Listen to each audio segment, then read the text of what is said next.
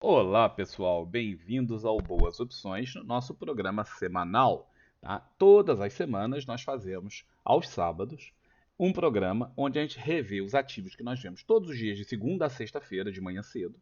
Tá? A gente revê isso para podermos ter uma ideia do que talvez possamos esperar nas próximas semanas. Tá? Então, para o pessoal que vai operar um prazo um pouco maior, né, algumas semanas, talvez alguns meses, esses programas aqui do fim de semana são muito importantes. E mesmo você que não vai trabalhar nesses prazos, não vai fazer um position trade, é importante você saber qual o caminho que o mercado deverá seguir nas próximas semanas, até para se posicionar nos seus day trades ou até no swing trade, tá bom? Então vamos lá. Aqui na tela tem os meus livros, todos eles disponíveis em clubedeautores.com.br. Cada um desses livros é mais barato do que você pode imaginar. Você vai olhar e falar assim: cara, é mais barato que encher o tanque de um carro. E todos eles juntos saem mais baratos do que muitos stop que você toma por aí. Vamos começar pelo Ibovespa, tá? Aliás, não estamos na melhor tela para isso. Vamos ver aqui. Deixa eu parar a gravação. Pronto, estamos na tela em que temos o semanal do lado esquerdo e o diário do lado direito. A gente sempre começa pelo diário, porque no sábado a gente também faz a avaliação do que aconteceu na sexta-feira, né? Para na segunda nós estarmos liberados para só responder perguntas. Então, ontem o dia foi de queda, uma queda até bastante razoável, de 1,1%, tá? Com um surpreendente volume elevado. Né? Sendo um feriado prolongado, normalmente os volumes são bem baixos. Tá? E não foi o caso ontem. O caso ontem foi de um volume bastante elevado, até acima da média, pouquinha coisa. Mas um movimento bastante direcional no índice Bovespa e que embola o meio de campo. Por que embola o meio de campo? Aqui havia uma tendência de baixa, né? Zigue-zagues descendentes. A partir do momento que fecha acima disso, a tendência de baixa acaba. Por quê? Porque fechou acima do último fundo e acima do último topo também. Tá? Então os zigue-zagues descendentes acabaram. Não temos a formação de um zigue-zague ascendente, portanto, não temos ainda uma tendência de alta. Porque para isso teríamos que ter um fundo mais alto que o outro. E nós não temos. Temos um topo mais alto que o outro, mas não um fundo. Portanto, isso aqui era um movimento sem tendência, só um repique dentro de uma queda de baixa que estava encerrando a tendência de baixa. Pois bem, foi isso que nós falamos e vínhamos falando esses últimos dias. Aí faz esse movimento, embola, porque até agora nós não temos um movimento definido, tá? Temos fundos mais baixos, topos mais altos. Isso aqui pode formar um alargamento, isso aqui pode formar uma lateralidade, isso pode formar uma opção de coisas. Então, até esse momento, nós não temos uma definição do que poderá acontecer com o índice em breve. Porém, não é incomum, principalmente tendo sido um feriado prolongado, que na segunda-feira os players voltem e falem: nah, isso aqui foi o pessoal só que operou aí no final, durante o feriado, tava com nada, vambora.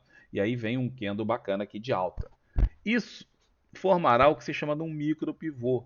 Quem está aqui no canal sabe que eu não gosto de micro pivô. Micro pivô é um pivô formado por um único candle. Eu não gosto disso, tá? Não gosto porque ele, para mim, não tem a representatividade que vem da análise técnica clássica e que inclui um pivô com pelo menos dois ou três candles. Tá? É necessário para formar um pivô. Se acontecer, aconteceu, faz parte da vida, nem tudo na vida acontece como a gente gosta. E para mim, isso vai continuar representando exclusivamente um movimento ascendente, não sendo uma tendência. Para quem opera com micro pivô, terá formado uma tendência, porque afinal de contas, se acontecer, né, de vier um outro candle e fechar aqui em cima, nós teremos um topo mais alto que o anterior, que é mais alto que o anterior, e um fundo mais alto que o anterior. Teríamos então uma tendência por micro pivô. Não é o que eu gosto, mas é a vida, né? Mas isso dependeria de ter um candle que viesse aqui, neutralizasse esse todo e ainda fechasse aqui um pouquinho acima deste. Em um ou mais candles. Aí sim, aí fica bacana. Vamos dizer que venha um outro candle, tá? Como esse, aqui, por aqui, um inside bar, talvez um candle que feche por aqui assim, e depois um outro candle, um segundo ou um terceiro candle que feche acima. Beleza, aí terá formado um pivô de alta, e aí será lindo, porque aí teremos, então, fundos mais altos, topos mais altos, e aí teremos uma formação de tendência de alta. Beleza? Mas por enquanto não tem. Por enquanto está embolado e não fica muito claro o que fazer. O recuo foi até a média de 20, né? É para baixo. Observe que a de 50 e a de 20 estão para baixo, tendência secundária e primária, desculpa, secundária e terciária de baixa, tendência primária ainda é de alta. Então o movimento fica meio embolado. Quando a gente vem para o semanal, que é o objeto dessa live especificamente, desse vídeo especificamente, você vê que ele vinha numa belíssima, isso aqui é um pivô, vinha numa belíssima tendência de alta, tá? Já de alguns meses, tentou romper. Isso aqui tem uma congestão muito grande aqui, ó, tá? Uma congestão muito longa e ampla, tá? Aqui que tentou romper, não conseguiu, tentou romper, não conseguiu, cedeu e aqui a gente começou a falar, ó, galera, vamos operar modelo congestão e começar a pensar em sair daqui e vir aqui para baixo. Nós, quando temos um modelo de congestão que nós operamos, nós sabemos que ele vai sair daqui e vai chegar ali, com uma grande probabilidade. Não é uma certeza, não existe certeza no mercado. Só que o caminho que ele vai fazer nós não sabemos. Essa é a teoria do random walk, em que o caminho que ele faz entre os pontos são completamente desconhecidos. Tá? O random walk é completamente desconhecido mesmo. Mas dentro do mercado de capitais, em que não há uma aleatoriedade plena, ou seja, absoluta, não é. Ele tem momentos de direcionalidade. Quando a gente tem um movimento como esse, que a gente sabe, ou pelo menos tem uma probabilidade grande, estatística, de que ele sai de um ponto para ir para o outro, a direção nós sabemos, o caminho é que nós não sabemos. Ele pode fazer direto, como foi aqui. Ó, vamos botar aqui os últimos toques lá. Ele pode vir, vem, volta, vai. Aqui ele foi, andou de lado e foi. Depois ele veio até lá embaixo direto, ó, uma vez só, pum. Aí foi para cima, não conseguiu completar. Voltou, não conseguiu completar e foi embora quase que direto até em cima. Então os caminhos nós não sabemos, sabemos a direção. Então nós falamos para o pessoal, ó, tá hora de operar vendido, tal, parcial no meio do caminho e o restante a gente tenta levar lá para baixo. A parcial foi quase até lá. O movimento vem acontecendo. Aqui foi esse movimento aqui até a média de 200, foi muito bonito. Essa semana, apesar dessa movimentação bacana no diário, o que nós temos é um candle positivo, sim, mas não convincente. Por que ele é não convincente? Porque ele tem uma sombra superior maior do que a sombra inferior. Então a pressão vendedora, apesar do candle ser positivo, ela entrou forte na hora que ele se aproximou da média de 20, negou a movimentação para cima aqui e deixou um candle que, se ele não é de indecisão perfeito, como seria esse, não, esse não. Esse é um candle de indecisão perfeito, tá? O sombra superior é mais ou menos igual à sombra inferior, corpo não muito amplo. Esse aqui não ficou perfeito, mas é o suficiente para a gente falar. Isso aqui indica indecisão. O que diga-se de passagem é mais ou menos o que tem aqui. Estamos num momento de indecisão. Não sabemos se vai formar um pivô de alta ou não, ou se esse aqui vai retomar um movimento de baixa. Não sabemos. Tá? Pode formar uma congestão, pode fazer um milhão de coisas aqui. Está indeciso, está incerto, e aí esse candle aqui reflete a mesma coisa. Ok? Então, olhando do ponto de vista semanal, nós temos a tal congestão, bateu em cima, tentou romper 2 vezes, congestionou, perdeu a congestão e agora está, por um lado, voltando para testar a congestão perdida, por outro, mostrando uma certa indecisão. Eu continuo, do ponto de vista semanal, apostando, assim, não é apostando, é antevendo que a continuidade do movimento de congestão vai acontecer. Quando a gente volta com o traçado, você vê que a linha dos 50% dessa congestão está aqui. Isso aqui eu acredito que venha a ser testado, tá? Vai dar parcial. Eu até já fiz parcial antecipadamente aqui, quando fez esse movimento, mas já voltei a montar minhas posições de novo essa semana. Voltei a montar minhas posições aqui, tá? Acho que eu tinha montado lá e uma grande parte tinha desmontado aqui. Voltei a montar essas posições vendidas aqui, tudo em opções, tá? Não é no ativo, em opções. Se você não sabe mexer com opções, tem aqui 2 livros para você começar a aprender isso de uma forma muito prática. Então, continuo vendo a movimentação através de congestão, com uma parcial aqui e um fundo lá embaixo, enquanto tempo nós não sabemos. Né? Como vai ser a movimentação é aquilo que nós falamos, não sabemos. Olhando os small caps, tá? Você vê que ele no semanal está numa tendência radical de baixa, está num canal de baixa muito bom. No diário está num canal de baixa muito bom. Nós falamos 200 vezes sobre isso, da diferença de comportamento que vem acontecendo entre o Ibovespa e o small caps, com o small caps direcional claro, e o Ibovespa durante uma parte considerável do tempo esteve em congestão nas últimas semanas, e agora voltou a ficar meio embolado, enquanto que o small caps, que representa empresas mais em toque com a realidade das pessoas, da economia, As grandes empresas do Brasil estão situadas no Ibovespa. Mas são empresas que não estão no dia a dia das pessoas. Embora o produto final delas chegue lá, elas não fazem esse contato direto. As empresas do small caps, elas, boa parte delas, são 120, se eu não me engano, ou próximo disso, são empresas que estão muito mais direcionadas para o contato direto com o público, com as pessoas, com nós, consumidores. Então, na minha opinião, ela representa um pouco melhor a realidade da economia geral, até porque é um índice muito menos concentrado que o Ibovespa. O Ibovespa, entre bancos, Petro e Vale, dá ali uns 40% do Ibovespa. Aqui não, aqui é muito mais disperso. Então, reflete para mim, na minha opinião, uma melhor a economia. E isso aqui está em tendência de baixa, por todos os critérios que você puder imaginar. Tá? Então, está em tendência de baixa, e ontem provou isso. Observe que aqui temos o canal de baixa, né?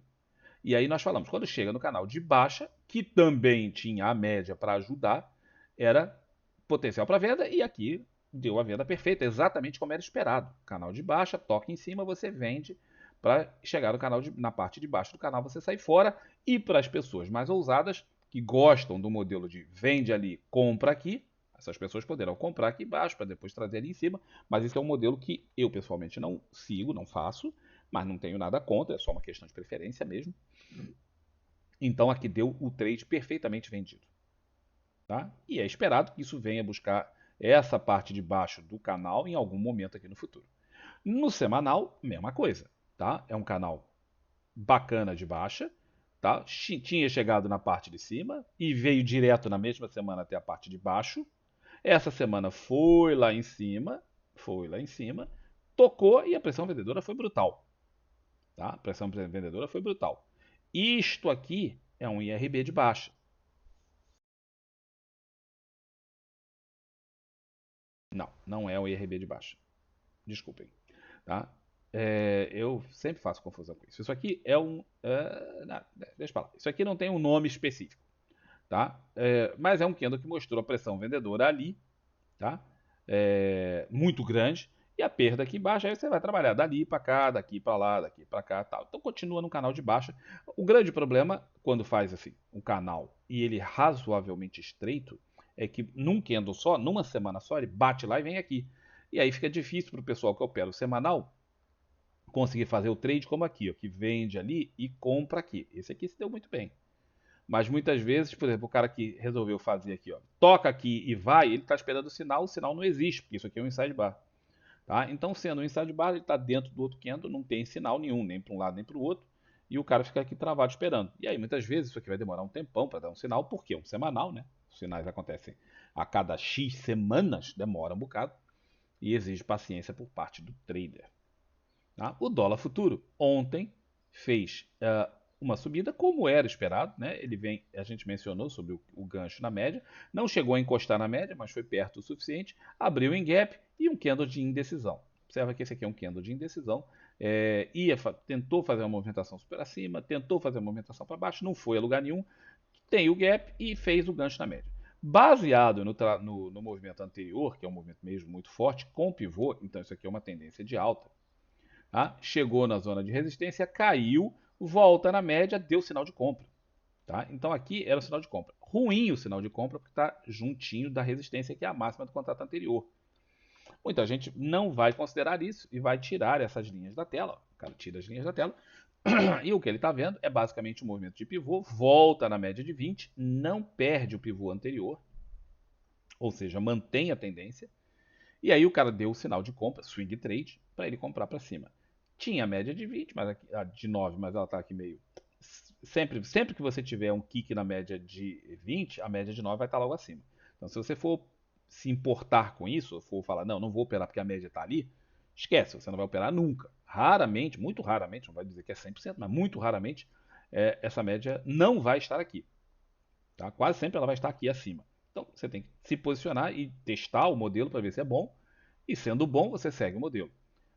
O próximo ponto de resistência disso é a média de 200, como foi anteriormente, embora tenha passado aqui no. A gente viu a dificuldade para passar na época, e a resistência que está aqui em cima.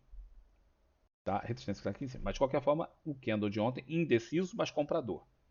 No semanal, tá? Nós vínhamos numa brutal tendência de baixa do dólar há um tempão, ó, vários meses.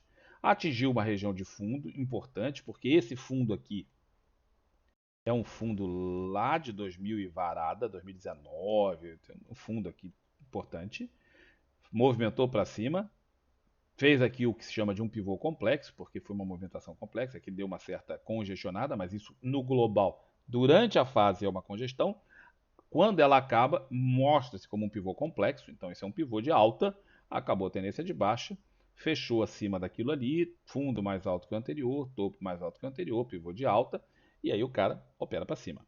Essa semana foi uma semana que atingiu a resistência, testou aqui embaixo, veio pressão de compra, embora o candle tenha sido negativo na semana, isso aqui é basicamente um teste do pivô. Então faz o pivô, volta para testar, tá aqui o negócio, e isso, caso rompa aqui para cima, é a confirmação do movimento.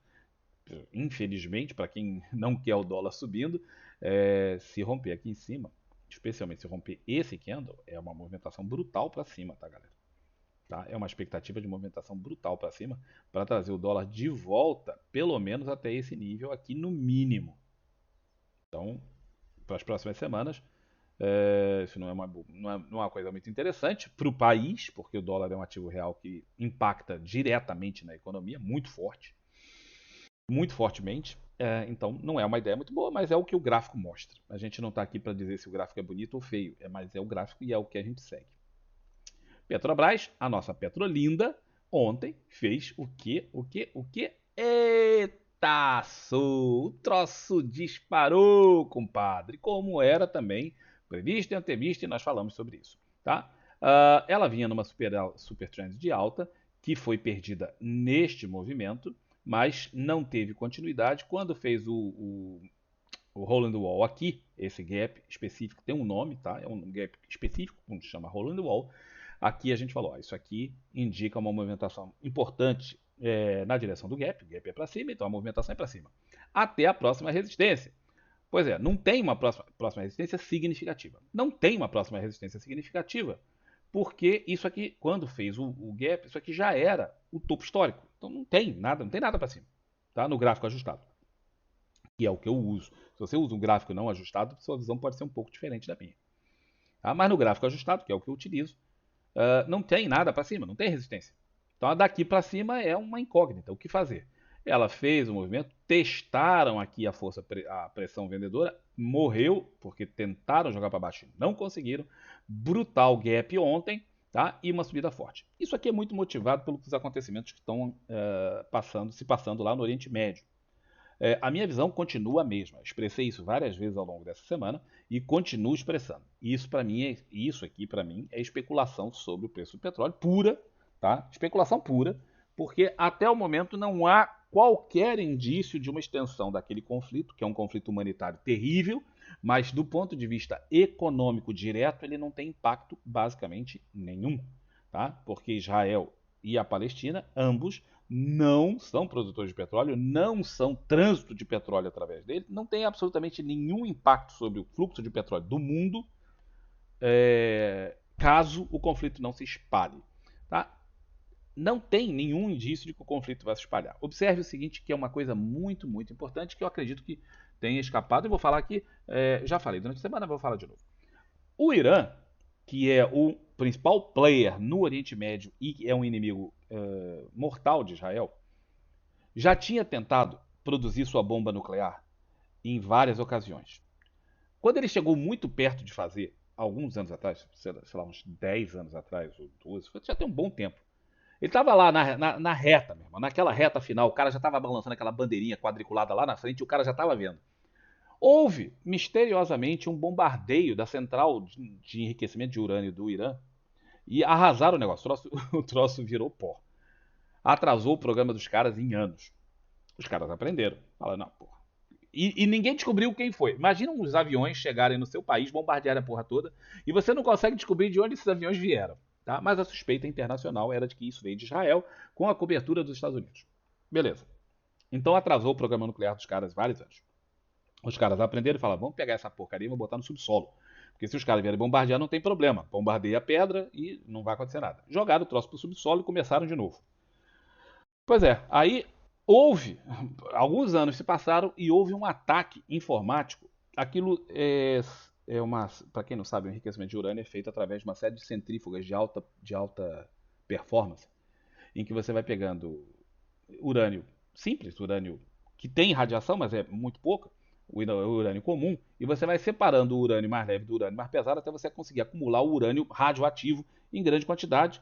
Tá? E grande quantidade nós estamos falando aí de 1 quilo, 2, é pouco, é mesmo. Mas tem que ir passando por uma série de centrífugas aquilo até chegar nesse padrão de concentração, que é o que dá para usar como combustível nuclear, seja para uma usina, seja para uma bomba. Então é um processo complexo que exige uma grande integração nesse processo todo. Bom, pois é, houve um ataque informático que destruiu o troço de novo. Dessa vez não precisaram jogar bomba. Entraram por um sistema informático lá que não era para ter entrado, mas coincidentemente um daqueles cientistas que trabalhava no negócio sumiu. E quando o cara sumiu, pouco tempo depois conseguiram entrar no sistema e destruíram a porcaria do negócio de novo.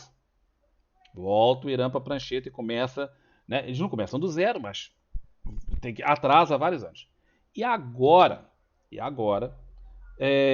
vários organismos internacionais mencionaram que o Irã estava prestes a conseguir concluir o processo para a produção da primeira bomba nuclear deles. Tá? E que isso aconteceria nas próximas semanas. Ora, das outras vezes, a suspeita recaiu sempre sobre Israel. Que na minha opinião, aqui, tá? O Irã muito espertamente fez. Arrumou um jeito de Israel estar distraído. Agora vocês não vão me atacar. Por quê? Porque agora vocês estão sob ataque. E aí, já também espertamente conseguiram convencer os palestinos a fazerem isso. E eles podem, inclusive, nem saber que é por conta desse motivo. Mas, na minha opinião, esse é o motivo. O Irã precisava de uma distração para tirar Israel da jogada enquanto eles concluem a produção da sua bomba nuclear. E agora Israel está nessa jogada. Por exatamente esse motivo, o Irã não vai entrar nessa guerra. Se a minha tese estiver correta, e eu acho que está, claro, senão não seria minha tese. A gente não tem teses que a gente acha, não, eu acho que está errado, mas vou fazer assim mesmo. Não, não é assim. Então, se a minha tese estiver correta, o Irã vai fazer qualquer coisa menos entrar nessa guerra. Porque tudo que ele não quer é dar desculpa que Israel precisa para ir lá e destruir tudo. Tá? Para ir destruir tudo, ou para os Estados Unidos darem o suporte a Israel para irem lá e destruir tudo. Então Israel vai ficar distraído aí durante várias semanas ou até meses, no meio de uma balbúrdia danada, com atores políticos financiados pelo Irã, como o Hezbollah, o Hamas, né, e outras organizações do mesmo porte, terroristas, designadas pela maior parte dos organismos internacionais. E agora Israel está com as mãos cheias e não vai se prestar atenção em Irã nenhum. Portanto, o cenário parece esse. Tá? Falei aqui sobre essa parte de geopolítica. Por quê? Porque isso aqui, para mim, é manipulação de mercado pura e simples. Tá? Especulação pura e simples. Mas, especulação ou não, o que interessa é o gráfico. O gráfico te mostra isso aqui. Aonde nós temos. Eu já tinha feito uma projeção um tempo atrás de Petro batendo aqui em R$ 38 como alvo de uma movimentação anterior. Estamos muito perto disso. Tá? Estamos mesmo muito perto disso. De bater no alvo de R$ 38. Tá? E aí, e o gráfico aqui? O gráfico aqui ele tem dois gaps. Tem um aqui, que é o hole in the wall, que sempre um gap de ignição. E temos um segundo gap aqui atrás com volume alto. O candle não é propriamente um candle de exaustão, mas temos esse gap. Você pode interpretar isso aqui como um gap de exaustão do movimento e o movimento se estendendo ainda um pouquinho mais até ali. Ou você pode interpretar isso aqui nesse exato momento. Nós não temos ainda o gráfico para cá, né? Nós não sabemos o futuro. Nós podemos interpretar isso aqui como um gap de medida. Tá? Quem não entende sobre gaps, sugiro fortemente estudá-los. Gaps são muito, muito importantes. Se você considerar isso aí como um gap de medida, tá? O que é bastante possível, você vai projetar isso aqui desse jeito aqui para cima. Você vem para cá e projeta o troço. E aí o alvo, cara, é lá em 39. Tá? Então, se isso aqui se revelar um gap de medida, o alvo está lá em 39, que é acima da projeção que eu tinha feito antes por Fibonacci, que estava em 38 alguma coisa. Portanto, a movimentação ainda tem espaço pra cacete para subir.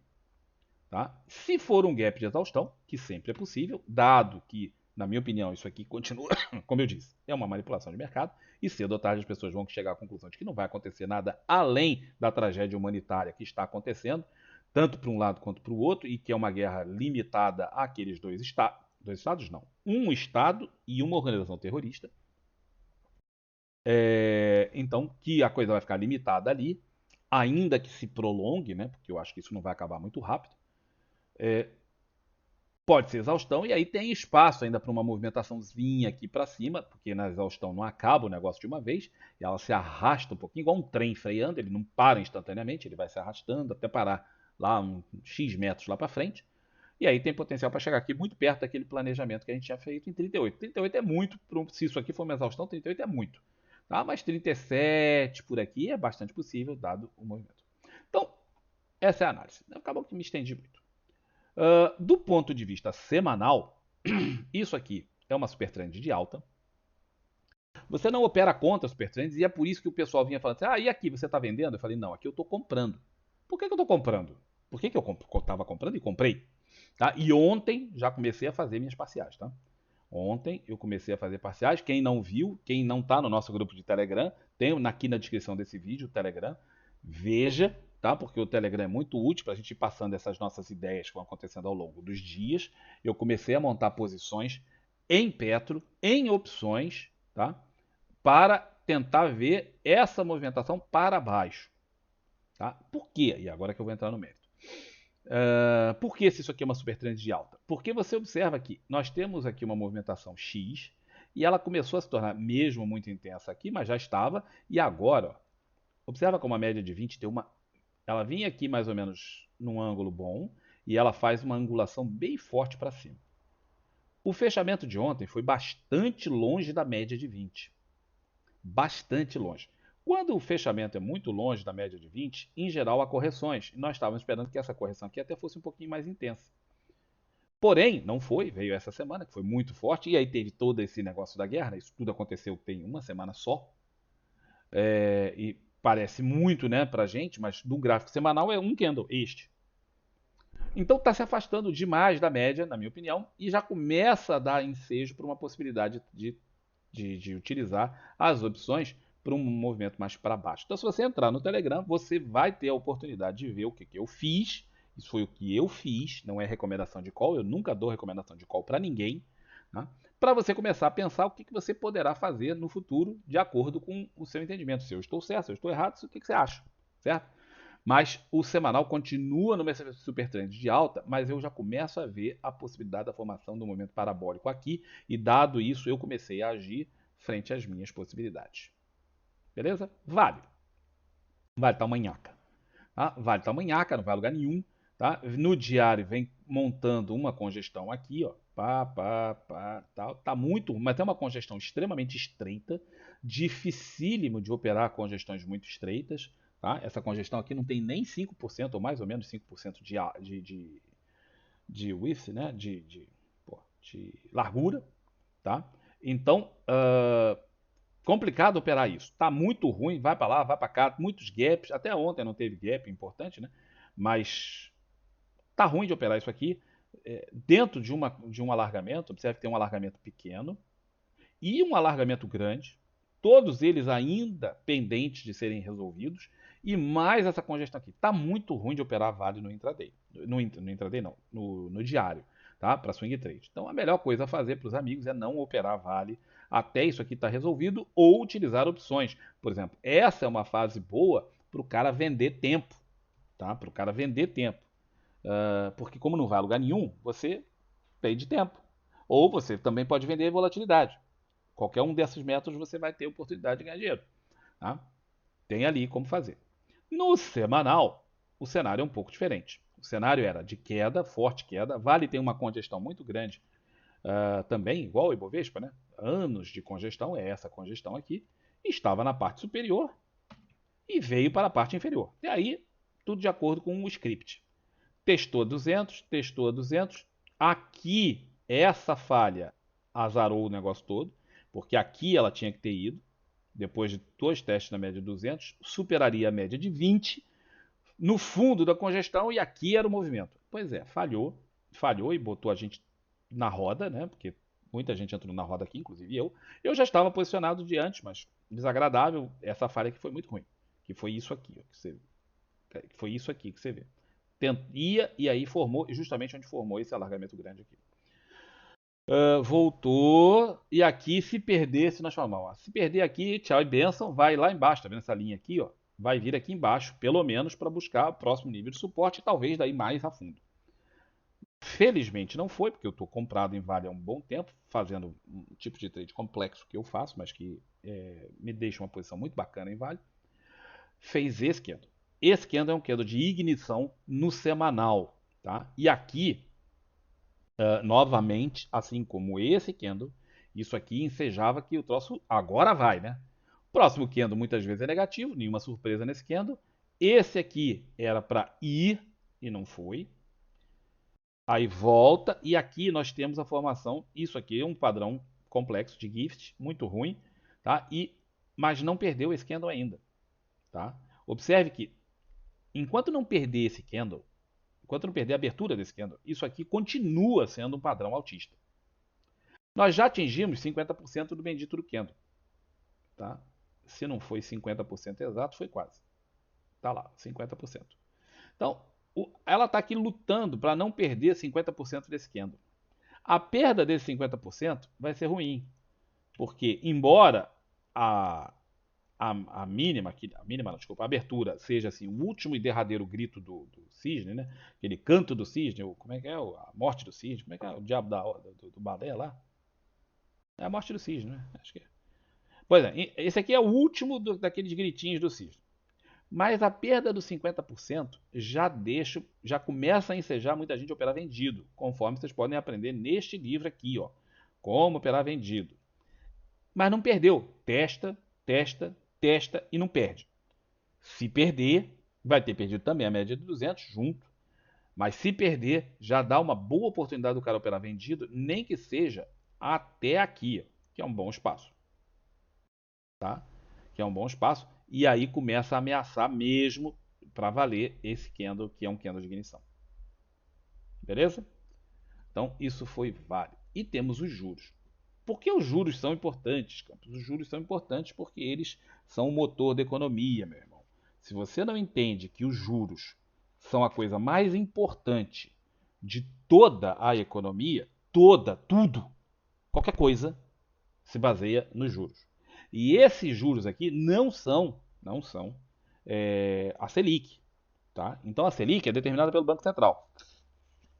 O Banco Central, ele é de longe o mais poderoso player do mercado, mas de longe, nós estamos falando assim, o Sol comparado com Mercúrio. Tá? Se vocês não sabem a diferença de tamanho, procurem na internet para vocês verem o que é o Sol e o que é Mercúrio. Tá? Então o Sol é o Banco Central. Mercúrio são os maiores bancos do Brasil, os maiores fundos, os maiores bancos. Mercúrio. Compare os tamanhos e você vai ver. Então o Banco Central tem um poder tremendo, espetacular, gigantesco sobre o mercado através da determinação da Selic. E de outras formas. Não é só a Selic que o Banco Central utiliza para controlar a economia, tá? Mas é um fator extremamente importante. Só que essa taxa de juros aqui ela não é a Selic. Tá? Na verdade, ela não tem nada a ver com a Selic. Tá? Até porque a Selic é uma linha. Se você for ver, o Banco Central determinou a Selic, supondo lá 13% um tempo atrás, e fica uma linha, porque são meses com aquilo ali parado até que eles mudem aquilo. Então não é um gráfico assim, é uma linha, depois muda de patamar para uma outra linha, ou para baixo, ou para cima. Então isso aqui não tem a ver com, não é a Selic, não tem a ver com a Selic. Isso aqui é o juros interbancário. Tá? Esse é o DI. Tá? E isso aqui rege o quanto vai ser pago pelos títulos de renda fixa. Todos. Tá? Não a Selic. A Selic rege muito poucos títulos lá do Tesouro Direto. Você não vai encontrar, por exemplo, muitos títulos de Selic por aí. Você vai encontrar no Tesouro Direto, mas você não vai encontrar por aí muitos. Então, temos aqui o DI, que tem um impacto tremendo sobre a economia, sobre muitas coisas, porque é o interbancário e é a base do que se utiliza para a maior parte das coisas em renda fixa. E ele vinha brutalmente subindo. De repente, vinha caindo, ó, tendência de baixa violenta, faz um fundo reflexo, aciona um fundo duplo com esse candle aqui. Ó. Olha que candle de ignição porreta. Foi, disparou, atingiu aquela linha preta ali, que é uma resistência muito poderosa lá de trás. Tentou, não conseguiu, voltou até a média, kick na média e está subindo. Tá? Ruim para quem está comprado em juros, que eu não aconselho operar juros de forma direcional, mas para quem faz, independente disso, é que ele perdeu, isso aqui é um pivô de alta, e ele perdeu a mínima do pivô de alta. Isso é muito ruim. Tá? Então essa tendência de alta aqui perdeu a sua força completamente. Ele, para eu confiar nisso aqui como uma nova tendência, ele vai ter que formar ali em cima. Se ele tivesse ficado nesse candle e feito esse movimento aqui, era a mesma tendência. Então já dava operação para o cara ali mesmo. Agora, perdeu a tendência e é difícil operar isso aqui, considerando como uma tendência, porque não é, mas perdeu. Tá? É um kick na média, é um padrão específico. Muito possivelmente isso volte a testar essa região, mas eu só acredito nisso aqui como voltando a uma tendência de alta se fechar ali em cima. Enquanto não fechar ali em cima, não tem jogo. Beleza? Bom, então essa era a análise do diário. Aí no semanal, ele vinha também numa forte tendência de baixa, isso aqui é uma super trend de baixa, atingiu a mesma região de suporte que estava ali e fez esse movimento. Isso. Pressão vendedora violenta. Aqui a gente ficou, porra, se isso aqui perder aqui embaixo, volta, né, o troço para baixo. Não, não foi. Abriu com gap e tentaram de novo jogar violentamente para cima. Força vendedora violenta no semanal, mas já acima da média de 20. Aí essa semana tentaram fazer o contrário. Tentaram jogar para baixo e olha a pressão compradora violenta aqui. Isso quer mostrar que o pessoal está confiando que essa área aqui, ó, essa zona aqui, é a zona que o pessoal está confiando no preço do DI futuro. Tá? Então, isso aqui me mostra, graficamente falando, que essa zona é a zona de conforto do pessoal. Muito para cima eles não querem, muito para baixo eles não querem. Essa é a zona de conforto. Tá? Então, fiquem atentos que é muito possível que isso aqui comece a congestionar, lateralizar aqui. Por quê? Uma vez que o pessoal atinge o seu conforto, que o mercado atinge um ponto de equilíbrio, ele fica parado ali um tempão. Se eu acho que o preço está bom, eu não vendo, porque o preço está bom. Se eu acho que o preço está justo, eu também não compro. Por quê? Porque está justo. Eu só compro o que está barato e só vendo o que está caro. Enquanto não tem isso, a gente fica ali parado. Pode fazer um tradezinho ou outro, porque a gente precisa fazer muitas vezes equilíbrios de carteiras, né? Equilibrar, vai vencer um, volta o outro, essas coisas que o pessoal tem que fazer, mas não origina grandes movimentações. Então é muito possível, dado esse cenário aqui, que isso aqui lateralize. Beleza? Então esses são os ativos que a gente vê no semanal. Tem aí os meus livros para quem se interessar em aprender um pouco daquilo que eu, ao longo dos anos, fui aprendendo com muita dificuldade, muito esforço e fui mastigando e dando na boquinha da galera. Tem aqui em clubedeautores.com.br todos esses livros disponíveis para vocês. Um grande abraço e até o próximo vídeo. Tchau, tchau.